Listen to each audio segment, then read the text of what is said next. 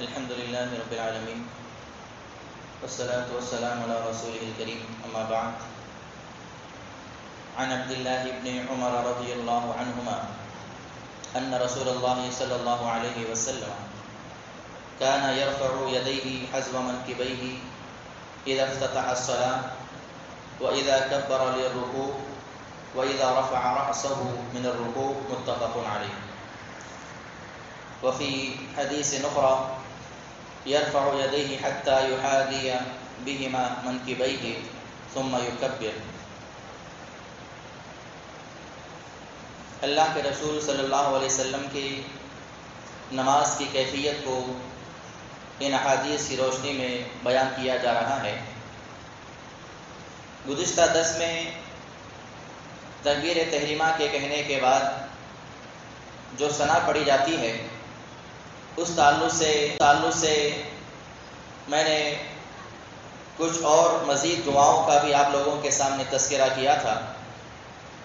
اصل میں عام لوگوں کے پاس یہ بات مشہور ہے تکبیر تحریمہ کے بعد جو ہم دعا پڑھتے ہیں سبحانک اللہم و بحمدک و تبارک اسمک، اسے عام طور پر لوگ ثنا کہتے ہیں. اور ثنا کا لفظی معنی اگر دیکھا جائے تو اللہ رب العالمین کی تعریف، اللہ کی تعریف کے جو بھی کلمات کہے جائیں اسے ثنا ہی کہا جاتا ہے. صرف اسی دعا کا نام ثنا نہیں ہے. اور لوگوں میں یہ بھی مشہور ہے اگر کسی سے پوچھا جائے کہ نماز جب شروع کریں تو تکبیر تحریمہ کے بعد آپ کیا پڑھتے ہیں تو وہ لوگ ثنا سے شروع کرتے ہیں. ثنا سبحانک اللہم کہا جاتا ہے، حالانکہ ثنا ایک الگ لفظ ہے، وہ اللہ کی تعریف کے لیے ایک کلمہ ہے. سبحانک اللہم یہاں سے دعا شروع ہے. اور اس کے علاوہ دیگر جو اذکار میں نے بتائے ہیں وہ سارے کے سارے ثنا کے الفاظ ہیں، یعنی اللہ کی تعریف کے کلمات ہیں. تو اللہم باعث بینی پڑھیں، وہ بھی اللہ رب العالمین کی تعریف کی کلمات ہی ہیں، اس کو بھی ثنا کہتے ہیں. سبحانک اللہم و بحمدک و تبارک اسمک کا یہ پڑھیں، اس کو بھی اللہ کی تعریف میں شمار کیا جاتا ہے، وہ بھی ثنا ہے. میں نے مزید اور دعائیں سکھلائی سمجھائی، الحمدللہ حمدا کثیرا طیبا مبارکا فیہ، یہ بھی کلمات ثنا ہے، یہ بھی اللہ کی تعریف ہے. اللہ اکبر کبیرہ والحمدللہ کثیرہ وسبحان اللہ بکرۃ واصیلا، یہ بھی ثنا ہے. تو یہ تمام جو کلمات ہیں تمام کو ثنا کہا جاتا ہے. ثنا کوئی مخصوص دعا نہیں ہے، اللہ تعالیٰ کی تعریف کے جو کلمات ہوتے ہیں اسے ثنا کہا جاتا ہے. اس حدیث کے اندر جو ابھی میں نے تلاوت کی ہے، حضرت عبداللہ بن عمر رضی اللہ تعالیٰ عنہما اس حدیث کے راوی ہیں، اور اس حدیث کو روایت کرنے والے امام بخاری امام مسلم رحمہم اللہ ہے. انہوں نے کہا کہ اللہ کے نبی صلی اللہ علیہ وسلم جو ہے اپنے ہاتھوں کو اٹھایا کرتے تھے اپنے کاندھوں تک، حذو منکبیہ اذا افتتح الصلاۃ، جب آپ نماز شروع کرتے، یعنی نماز کے وقت اللہ کے نبی صلی اللہ علیہ وسلم اپنے ہاتھوں کو اٹھاتے تھے اپنے کاندھوں تک. اس کے بعد دوسرا جو موقع آتا تھا جب آپ جو ہے رفع الیدین کرتے، ہاتھوں کو اٹھاتے، وہ ہوتا وَإِذَا كَانَ لِلرُّكُوعِ، جب آپ رکوع کے لیے جانے کے لیے تیار ہوتے، جب آپ رکوع کے لیے جاتے رہتے اس وقت بھی آپ جو ہے اپنے ہاتھوں کو اٹھاتے.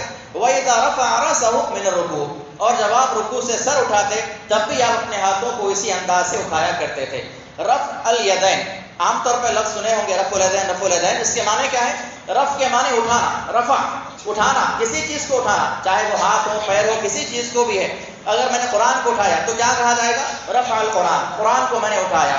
رفع الہاتف، موبائل کو میں نے اٹھایا. تو رفع کے معنی اٹھانا ہے. یدین کے معنی کیا ہے؟ دونوں ہاتھ. تو دونوں ہاتھوں کو اٹھانے کو رفع الیدین کہا جاتا ہے عام زبان کے اندر.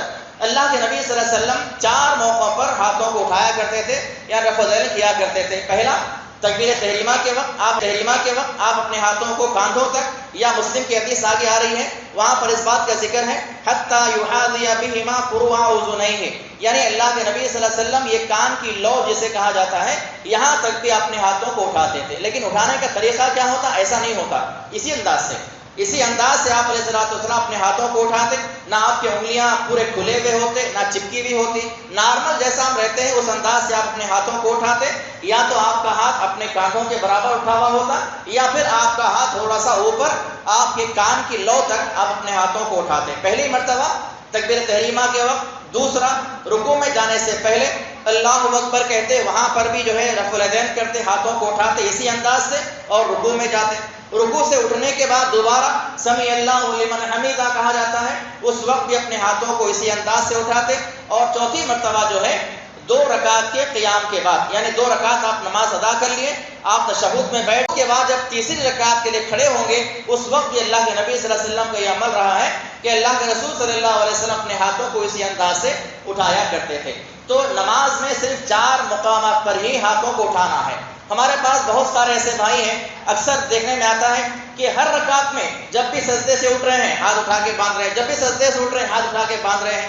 صرف 4 مرتبہ اللہ کے نبی صلی اللہ علیہ وسلم نے رفع الیدین کیا ہے۔ ایک ہمارے ایسے بھائی ہیں جو ہر رکعت میں رفع الیدین کر رہے ہیں، بعض ہمارے ایسے بھائی ہیں جو رفع الیدین کو مانتے ہی نہیں، کہتے ہیں کہ اس زمانے میں صحابہ کے کان و بغلوں میں بت ہوا کرتے تھے، اس سے اللہ کے رسول نے حکم دیا تھا کہ ہاتھوں کو اٹھائیں۔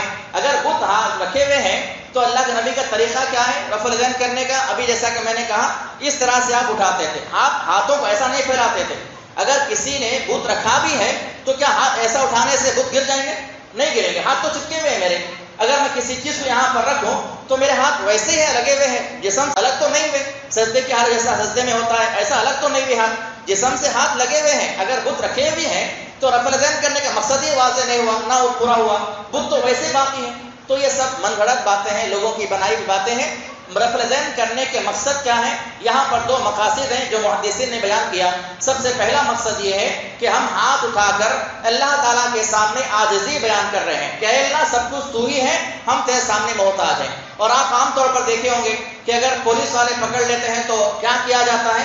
ہاتھ اٹھانے کہا جاتا ہے، یعنی اب ہم تمہارے سامنے سرنڈر ہوتے ہیں، ہم ہمارے سامنے تمہارے سامنے ہماری کوئی حیثیت نہیں ہے۔ تو یہ بھی اللہ تعالیٰ کے سامنے کھڑے ہو رہے ہیں تو ہاتھ اٹھانے کا مطلب یہ ہے کہ اللہ تعالیٰ تو ہی عطا کرنے والا ہے، ہم عاجز بندے ہیں، ہم بڑی عاجزی کے ساتھ بڑی انکساری کے ساتھ تیرے سامنے آئے ہوئے ہیں۔ یہ رفع الیدین کا طریقہ ہے اور اس کا مطلب ہے۔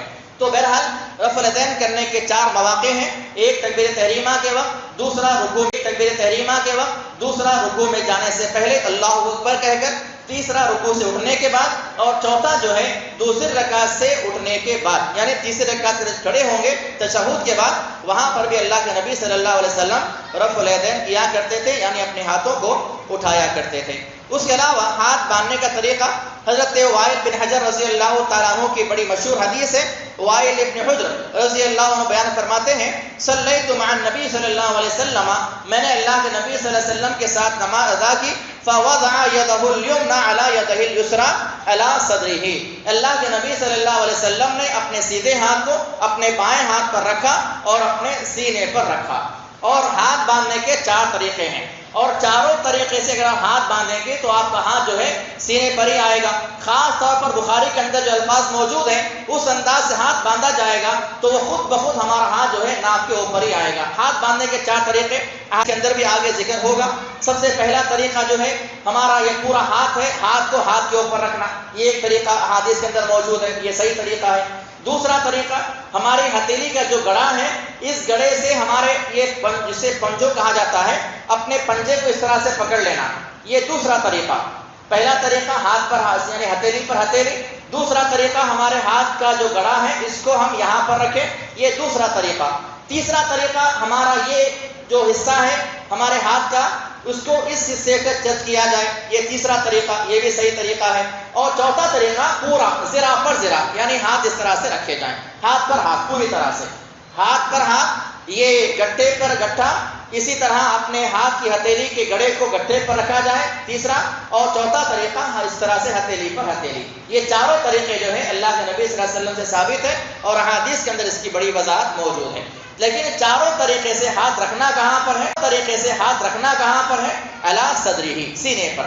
ناف کے نیچے باندھنے کا کوئی جو ہے ہمارے پاس روایت موجود نہیں ہے۔ جو بھی روایت اس بارے میں بیان کی جاتے ہیں یا تو وہ ضعیف ہیں یا تو وہ موضوع روایات ہیں، منگڑت روایات ہیں، اور بعض لوگ جو ہے عمر رضی اللہ تعالیٰ عنہ کے قول کو لے کر یا ان کے بعض اعمال کو لے کر دلیل پیش کرتے ہیں، جبکہ وہ دلیل بھی، وہ جو قول بیان کیا جاتا ہے وہ بھی احادیث کے اندر موجود نہیں ہے، وہ بھی ضعیف اور موضوع روایات ہے۔ تو اللہ کے نبی صلی اللہ علیہ وسلم سے صحابہ نے نماز کا طریقہ سیکھا، اور صحابہ نے فرمایا کہ میں نے اللہ کے نبی صلی اللہ علیہ وسلم کو دیکھا نماز پڑھتے ہوئے کہ آپ نے اپنے سیدھے ہاتھ کو اپنے بائیں ہاتھ پر رکھا اور اپنے سینے پر اپنے ہاتھ کو رکھا۔ تو یہ تمام واضح دلائل موجود ہیں، اللہ کے نبی صلی اللہ علیہ وسلم کا عمل اور آپ کی سنت یہاں پر موجود ہے۔ اس طریقے پر اگر نماز ادا کی جائے گی تو اللہ تعالیٰ کے پاس اس نماز کی اہمیت بھی ہوگی اور اس کا مکمل اجر و ثواب ہم کو دیا جائے گا۔ بعض لوگ کہتے ہیں کہ اگر کوئی پردے نہ کرے تو کیا نماز نہیں ہوتی؟ جانتا ہے، ہم اس بارے میں فیصلہ نہیں کر سکتے. ہم اتنا کہہ سکتے ہیں کہ وہ نماز اللہ کے رسول صلی اللہ علیہ وسلم کے طریقے کے مطابق نہیں ہے. اب وہ اللہ کا رسول طریقہ ہی نہیں ہے تو پھر نماز کہاں سے قبول ہوگی؟ تو بہرحال اللہ کے رسول صلی اللہ علیہ وسلم کے سارے طریقے، سارے اعمال صحابہ نے سیکھا، اچھے انداز سے سیکھا، اچھے انداز سے دیکھ کر سیکھا اور امت کو بتایا. ہماری ذمہ داری ہے کہ ہم ان احادیث کو دیکھیں اور اس صحابہ کے ذریعے جو عمل ہم تک پہنچا ہے اس عمل کے ذریعے اللہ کے نبی صلی اللہ علیہ وسلم کے طریقے کے مطابق نماز پڑھنے کی کوشش کرتے رہیں. انشاءاللہ مزید باتیں اگلے دروس میں آتی رہیں گی. اللہ رب العالمین سے دعا ہے اللہ تعالیٰ ہمیں کہنے سننے سے زیادہ عمل کرنے کی توفیق عطا فرمائے. آمین. واقولی قولی ھذا استغفر اللہ ولکم.